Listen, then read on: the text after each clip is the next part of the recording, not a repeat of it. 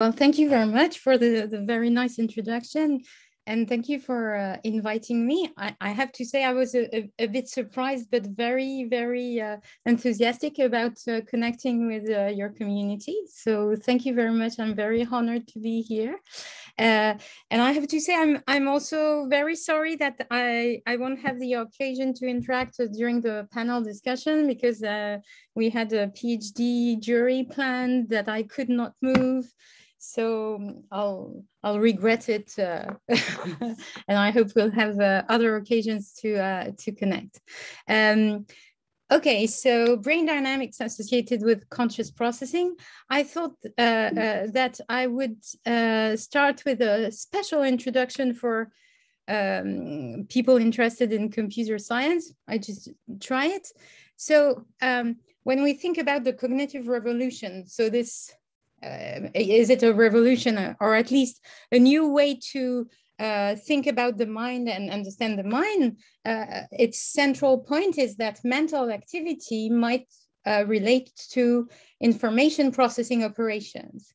And this simple idea and the comparison with what we can make in artificial systems to process information has led to a big leap, I think, into our knowledge about cognitive abilities in humans and also cross-fertilization with artificial intelligence. But interestingly, at least in humans, information processing can lead to very different subjective experiences. And that's really what intrigues me, and that's what drives my research. So indeed, I'm going to let you know a bit more about what I mean by conscious access, just by making you have a little subjective experience. So I'll ask you to fixate a little dot that is going to blink at the center here. You fixate that, you come close to your computer because it works well when you're close. So I can see you from close by also. And you just observe what happens, okay?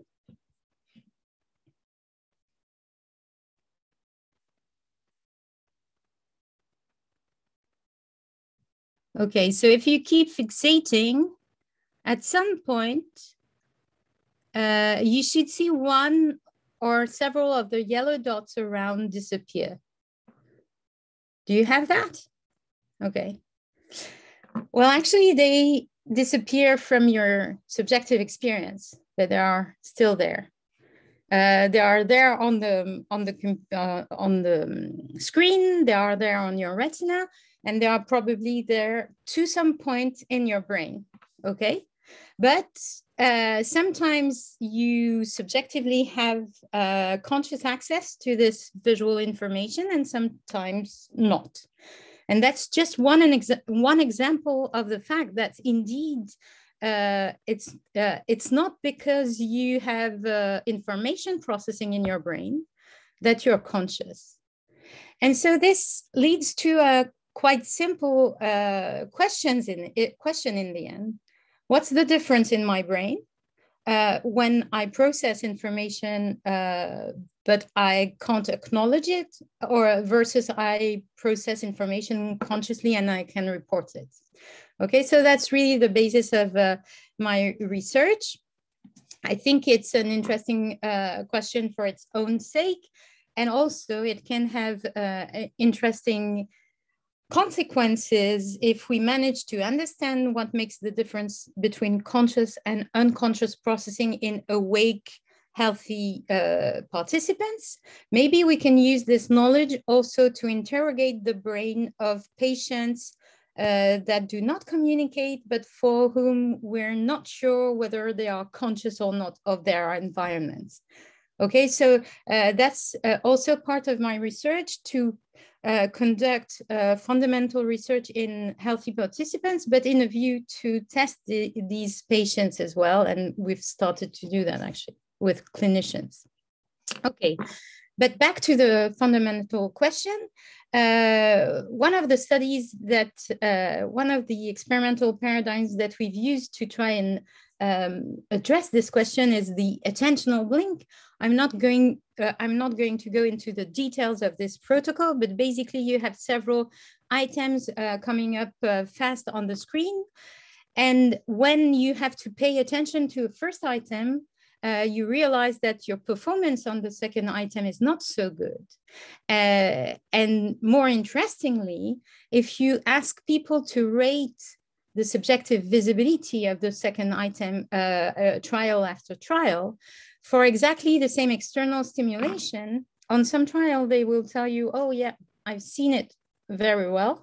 And on some trials, they will say, no, I haven't seen it at all. And it seems that the distributions we obtain are bimodal, have two modes. Okay, so that's the first behavioral observation, that the same external stimulation can lead to completely different subjective outcomes. And with that, we have a perfect paradigm to interrogate what's coming up in the mind of people when the input is the same, but the subjective output is different. And we might just sort out the trials according to the subjective report of the participant and try to trace back what happened in their brain that made them see the stimulus versus not see. So we did that with electrophysiology like this. And here is what we obtained. So that's the moment of the presentation of the stimulus. And that's, as you see, the different subjective visibility. And here we have sorted out the trials where people at the end of the trial say that they've seen the stimulus, and here not seen. Maybe you're not all familiar with this way of presenting EEG data. These are called topographies, and it's just a flat map of the electrodes with a color code for positive potentials in red and negative potentials in blue. Okay, so what we see just after the stimulus is interesting because it's exactly the same processes going on, whether the participant at the end say that they've seen the stimulus or not seen. Up until approximately 250 milliseconds, the same processes are going on, probably in the visual cortex, and we'll see the source reconstruction later. And then within 50 milliseconds, there's a divergence between the two types of processing. And for conscious processing, we see a succession of different processes up to more than half a second after the presentation of the stimulus, whereas nothing much is going on anymore when people say at the end that they have not seen the stimulus. But remember, the stimulus itself was exactly the same. Okay, so we can try and reconstruct the cortical sources of these EEG effects. And that's in this film here. So below you see the trials where people say that they have seen the stimulus. Here it's not seen. And here you see a view from below of the brain. Okay, so you have a little timer here. Relative 0 is the moment where the stimulus was presented. And of course it slowed down because actually it lasts only half a second. Okay, so, oops, that was quick. Okay, so first, you'll see that in both cases, seen and not seen, we see nice activations starting here in the occipital cortex, makes a lot of sense. Visual processing is going on as strongly in both cases. And then activations progress to the temporal lobes. That's exactly what we're expecting. It's a bit more on the left because these are words. So that makes perfect sense. And so far, the processing seemed to be identical. And then around 250 milliseconds, we see the divergence where seen trials correspond to trials where activations are a bit everywhere. There are frontal activations. You'll see that there are also reactivations in the temporal lobe, that might correspond to crosstalk between different regions, whereas when people say that they haven't seen the stimulus, this doesn't happen. Okay, so how can we interpret these results? Well, we interpreted them within the one particular framework and one particular theory for conscious processing. There are many of them. It's just a tool for trying to interpret and have other predictions. But here is the interpretation within this framework that when the stimulus is presented, there's first pre-conscious processing of the sensory information through automatic routes. Okay, and that this phase can occur pre-consciously. I mean, it's not decided whether the stimulus is going to become conscious or not. And then probably around 200 and 250 milliseconds, there can be a reactivation by the attentional system that would be the entry point to conscious access. And if this reactivation fails, you don't have the following sequence of events that correspond functionally and subjectively to conscious access. And conscious access in itself would correspond to a different mode of processing information that does not only follow the automatic route, but correspond to a more global sharing of information that allows more flexible handling of the information and stabilization of this particular information. Okay, so we were interested in trying to model these strange types of dynamics where we see a bifurcation of processing for the same stimulus. So that was a long time ago now, but that's the initial little model that we came up with. So each module here is a little model of a Dynamo-cortical network. They are all identical basically, but they are supposed to model different levels in the hierarchy of processing. And the hierarchy is created by the pattern of connectivity. And there is ascending connectivity using AMPA or a model of AMPA receptors. And then there is also feedback connectivity based on NMDA connectors. And we have two streams corresponding to our two targets, because in the attentional blink, it's really the fact that you pay attention to a first target that makes the second target unstable. Okay, and in this context, when we simulate this little model with the succession of first target, second target, we do observe these bifurcation dynamics, namely that for two trials of the same stimulations to the model, sometimes we'll observe just for the second target, we'll observe an ascending activations. So from the sensory areas to the higher level areas. Higher level areas receive the information, but then it seems to stop there, okay? On other trials, we see something different. There is ascending information, but apparently there is also there's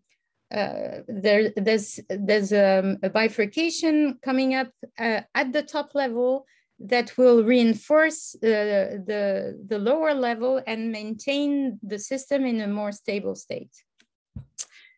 Right, so experimentally, so this attentional blink experiment was one of the first with this idea that there might be a bifurcation, but there have been other experiments showing these kind of dynamics with different protocols. Here, a protocol using different levels of masking of a visual stimulus, where we see that the first stages of processing of the information seem to show a gradual increase that follows the stimulus strength, while later waveforms seem to have nonlinear dynamics only triggered when the stimulus is supraliminal. Okay, so it gave us a first idea that maybe these bifurcation dynamics were an interesting signature of conscious processing. However, if we want to make that step, we want to interrogate whether this is really a general signature of conscious access. So we need to see whether it can occur in other modalities. So far, it was only visual. Maybe also in simpler protocols, because the protocols I've shown you manipulate attention, masking makes sharp transients to the visual system. Maybe these sharp transients themselves will induce some nonlinear dynamics. So we wanted to get really simple. And another question we wanted to address, which is very timely in our domain now, is do we observe these nonlinear dynamics even in the absence of decision making? Why we want to ask that? It's because with researchers interested in conscious processing, some researchers have started to question the idea that late activity corresponds to conscious processing per se, because we observe it always in protocols where we also ask people to make a decision on the stimulus. For example, here I asked people to tell me whether they had seen the stimulus or not. So maybe these late processes correlate with consciousness, but they are just a consequence of consciousness. They are just, they correspond to the decision to say whether you've seen the stimulus or not. Okay, so we need to rule that out and be able to find a signature of conscious processing that can occur even if you don't have a task to make on the stimulus. So that led us to the following design. Sorry, so we used audition, stimulation around threshold, so no masking, no fast transient, and also with and without a task. And more specifically, here's what happened. So this is not an apparatus that we used in the experiment, so people were listening to sounds through headphones that were embedded in noise. So you had a continuous noise like this. And from time to time, there would be a vowel, either A or E, the French ones, that could be played at 6 levels of intensity, plus some trials where the stimulus was absent. Okay, and each participant, there were 20 of them in the first study, took part in an active session and also a passive session and counterbalanced. And in the active session, participants at the end of each trial had to decide whether the vowel was an A or an E, and to rate the audibility of the vowel. During the passive sessions, the moment where the vowels were presented were identical. But at the end of each trial, instead of asking people to report the vowels, we asked completely unrelated questions. So it could be quiz questions, it could be press a button as fast as you can, or mind-wandering questions, and we'll go back to that. Okay, so in the passive sessions, these vowels were completely irrelevant. Right, so before I show you the results, I need to show you our little modeling framework. So it's not a very complicated model. It's just trying to really formulate in a quantifiable way what we really mean by bifurcation dynamics, nonlinear dynamics, etc. Okay, so we want to separate mainly these two types of dynamics. First, unimodal dynamics. So that would correspond to neural processes whose strength in various trials, each dot will be a trial, will progressively increase with increasing stimulus strength, but in unimodal distribution. So there's always a uniform group of trials around a single mean. So unimodal distribution. So you see there can also be variations in the standard deviation, but there's always one single mean. As opposed to that, we can think of bifurcation dynamics as dynamics where at some level of stimulation, which will be the threshold, we'll see two groups of trials appear. On some trials, actually the process is not triggered and activity remains to baseline.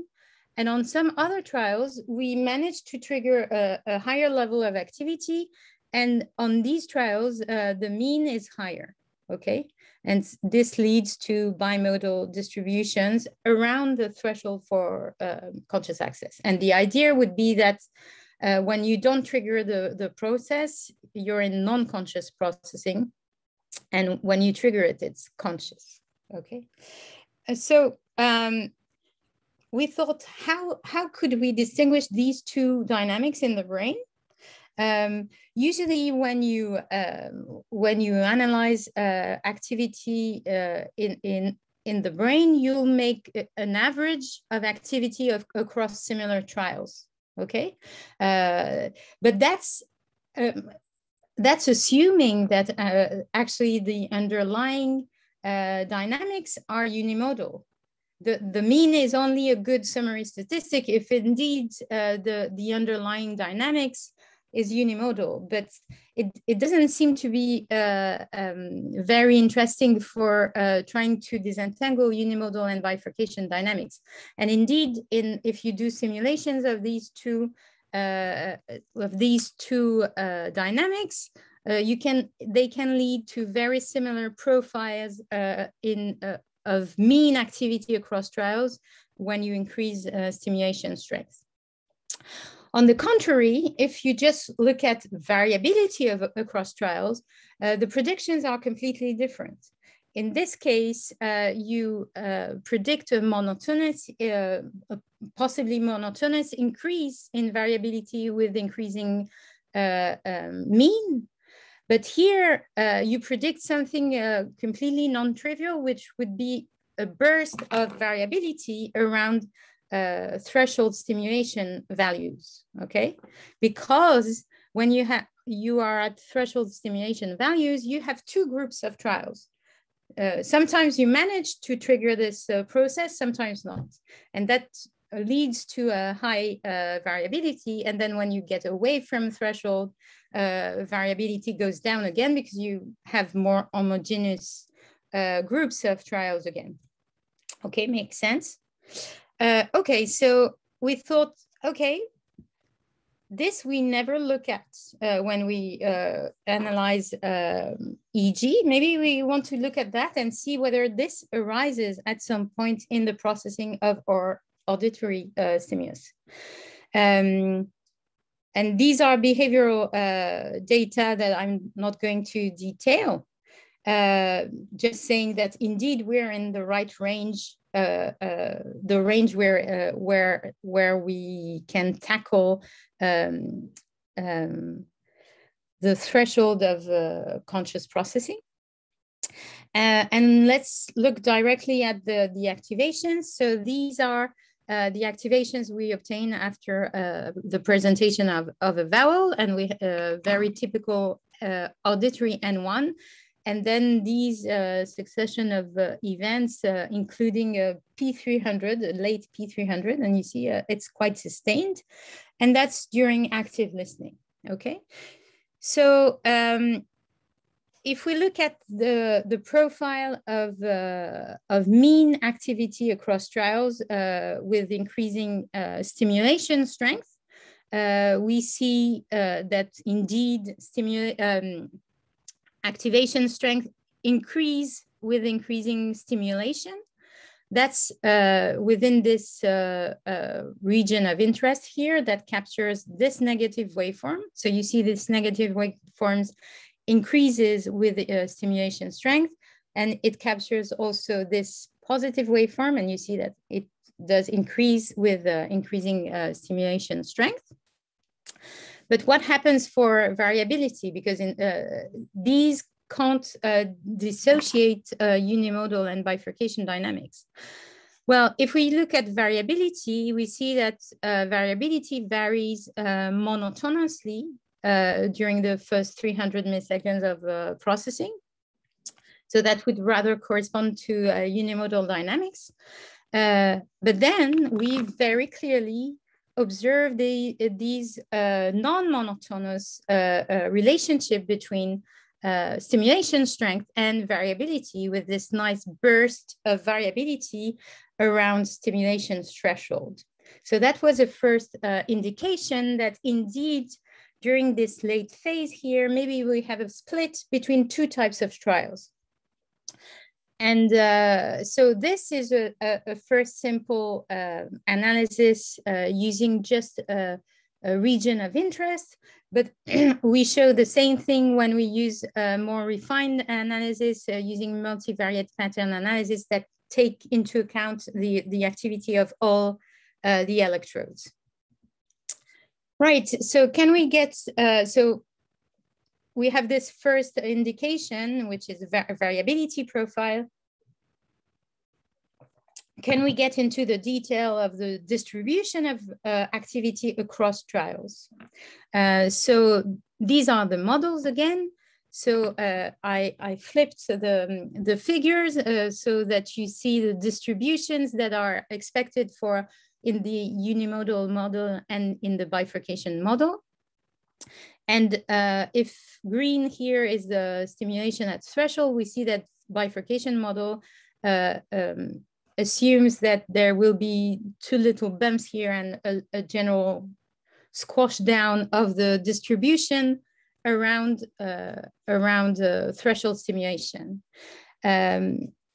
What do we actually see in the data in this late activity phase?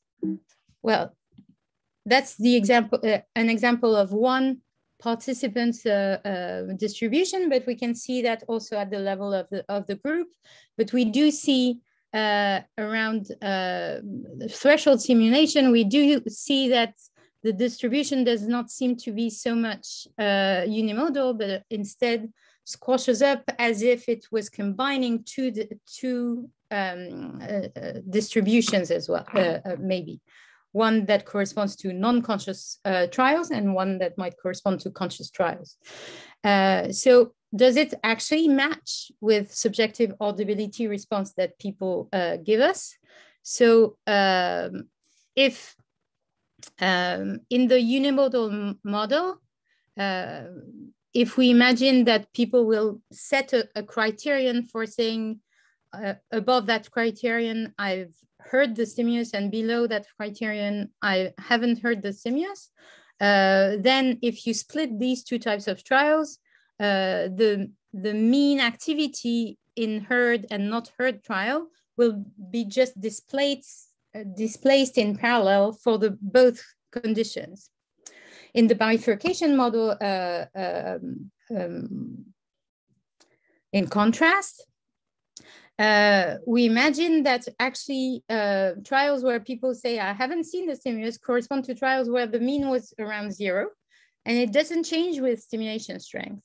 Whereas for the other trials, we should see an increase in activity with stimulation strength. And in the data, that's actually what we observe. So it seems that these two bumps here do correspond to trials where people haven't heard the stimulus, although it was presented, and people, and these are trials where people have heard the stimulus. Okay, so now we can match our we can fit our different models to the actual trial by trial data at each time point. And that's what we see here.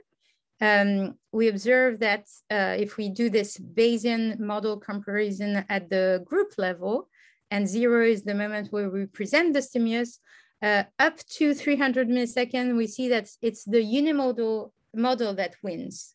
Okay, so it seems that the brain responds in a unimodal fashion to the stimulation, and then it switches to bifurcation dynamics, and it's quite stable between 300 and 700 milliseconds. And last, since this bifurcation model, when we fit it to the data, without any a priori about, without injecting any information about what the subject said, the model itself will say, oh yes, in this trial, it corresponds to the low mean, or this trial, it corresponds to the high mean. It means that the model can commit on whether on each trial, on this specific trial, the subject should have been conscious of the stimulus or not, okay? So can we predict using just trial by trial activity in this late period, and the model, the fit of the model that will tell us, okay, that's a high mean or a low mean, can we use that to predict the actual response of the subject? And the answer is yes. So this is the performance of predicting whether the subject is going to say that they heard the stimulus or not, based on this model.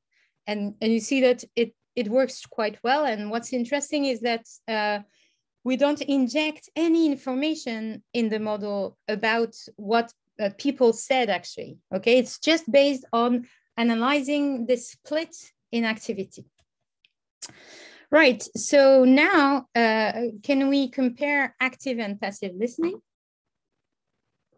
So these are again the activations for active listening.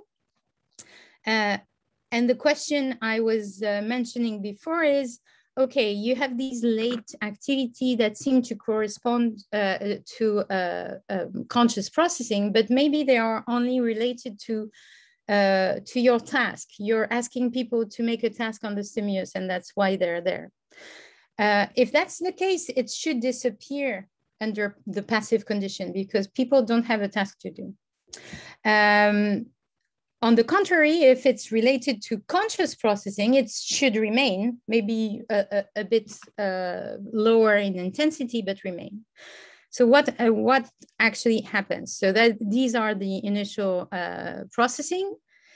And what happens? Does it disappear? Does it stay? Well, neither. And that's what is really interesting, actually. What we observe is that there are still late activations up to more than half a second after the presentation of the stimulus, although people have nothing to do on the stimulus.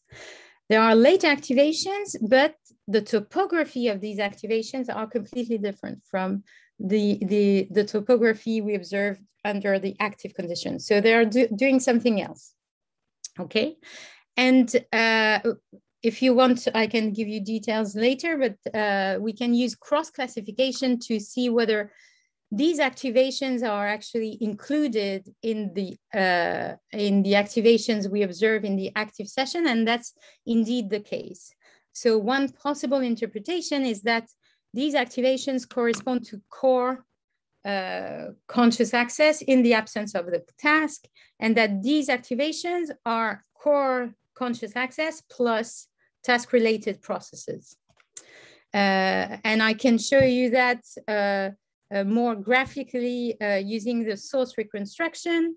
So in the active condition, we see that there are activations in this late time window in the temporal and also in frontal parietal areas.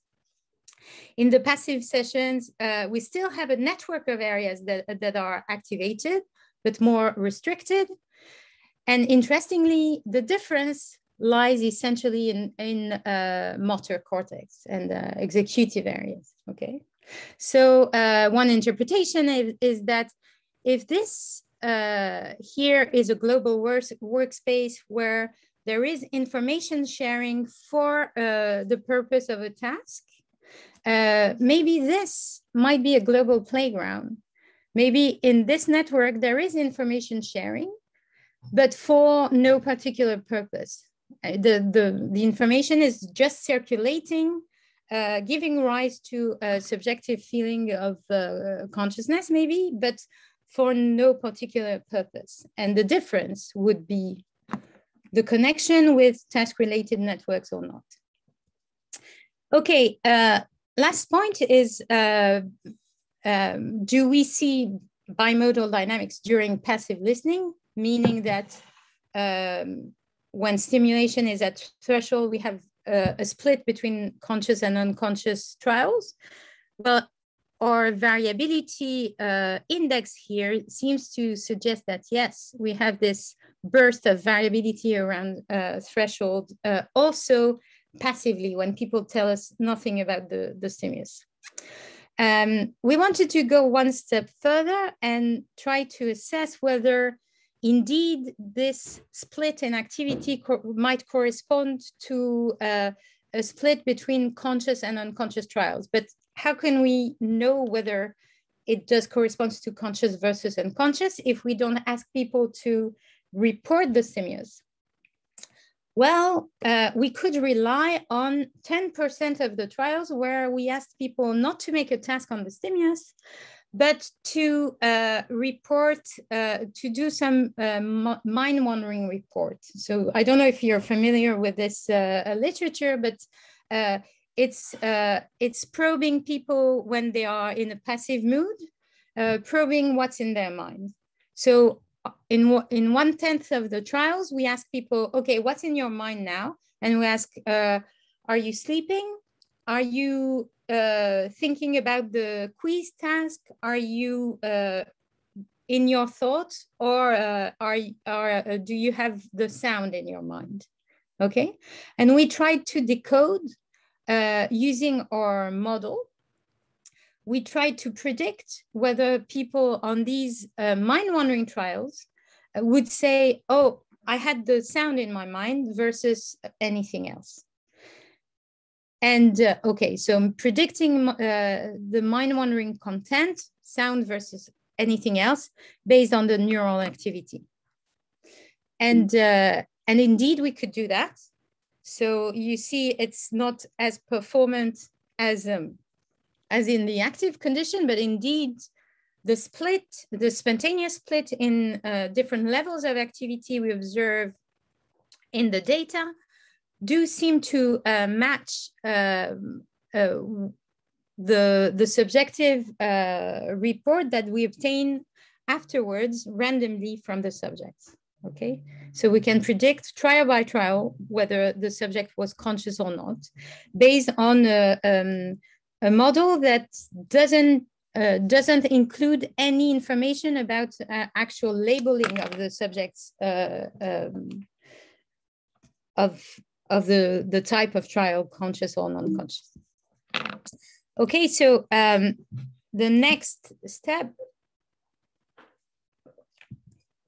I think, on these on this work would be to investigate first the neural underpinnings of these activities, because maybe you know that source reconstruction in EEG is not very reliable or precise. So we really need to use more spatially defined techniques to try and understand what are these networks that correspond to conscious processing.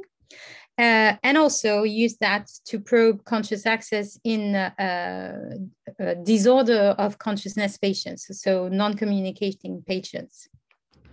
So these are just preliminary data acquired with Daphne Rimsky-Robert here, where we had recordings, for example, in Eschel's gyrus, in the insula, in the inferior frontal cortex.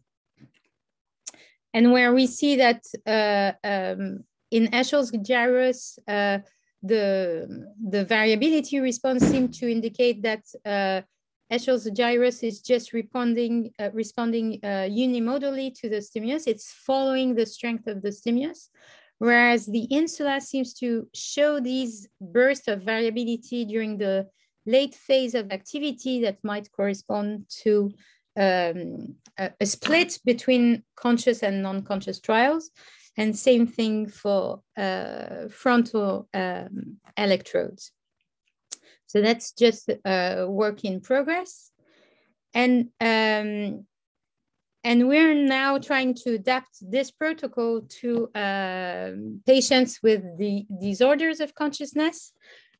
That's just the beginning, but I wanted to share with you the initial conclusions. So first, we observe that the range of stimulations that we need to deliver to the patients to just obtain a response profile from the brain is much stronger than what we need to deliver to healthy participants. So what I've shown you so far is within that range of stimulation for the healthy subjects. And for the patients, we had to go much more with much more intense sounds. Here is an example of the profile of mean activity and variability of activity across trials for a vegetative patient. So probably a patient that is somehow awake. He opens his eyes, but he doesn't seem to be conscious. And indeed, what we observe is that indeed the brain responds to the stimulation. So the response of the brain increases with increasing stimulation, but you see that the variability of activity across trials just follows this increase of mean, okay? So it seems that we don't have this split between two types of trials. Another patient, on the contrary, first seems to have a threshold that is much lower. So just on the mean profile, that's quite interesting because it can tell you that where the threshold of conscious processing might be. So here it might be around 5 dB, whereas for this patient, it's around 35 dBs. And interestingly, the profile of variability is not following the profile of mean, which is an indication that maybe this patient is engaging in bifurcation dynamics that might be indicative of maybe some trials where the stimulus was processed consciously and some not. Okay, that's very preliminary because obviously trying to process, trying to extract some information from the variability of brain activity when brain activity is already very noisy in these patients, it's not a piece of cake, but so we need to optimize the process, but okay, that's where we're going, but that's to be continued. Okay, so yeah, I wanted to tentatively open the discussion, since I'm with an audience that's more into computational sciences, and tell you a little bit about what I think now at this level in my maturation of these things and my knowledge, what I think it takes to be conscious. I don't really know, but some hints. So I think obviously information processing is not enough. We have a lot of information processing going on now in our brains that is not associated with conscious experience. Complex information processing is not enough. We know that because, for example, there are very complex processes involved in you just understanding this sentence, and you're not really aware of any cognitive effort associated with that. That's completely transparent to you. Where's the subject in the phrase? You can think about it, but you don't need to think about it to have your brain process it. Where's the subject in the sentence, where the verb, etc. All that is transparent to you. So there can be complex information processing that goes on completely unconsciously.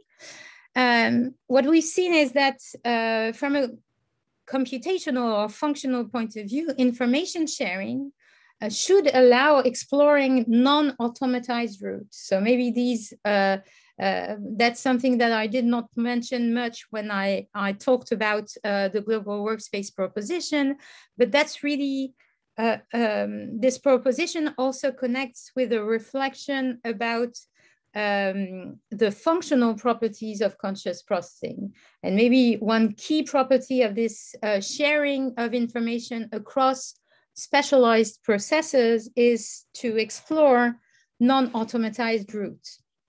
And we see that unconscious processing might correspond to automatized routes. So we've seen from these studies and others that it might be central in the emergence of conscious experience, but that's probably in conjunction with many other things. And one prominent one is the emergence of a self. So I just wanted to conclude by putting these studies into the perspective of the much wider studies about conscious related processing. So we talked about this aspect, which is just conscious access, but there are many other themes that we need to connect one with another to completely understand what this really strange way of processing information really is. So I'd like to thank all my collaborators in these studies and my current team, and in particular Daniel Presnitzer, who taught me everything I needed to know about audition, because before that I was a vision scientist.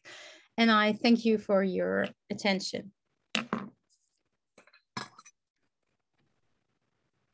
Yeah, thank you very much for this amazing talk, and thanks for kind of already opening up the discussion. So everyone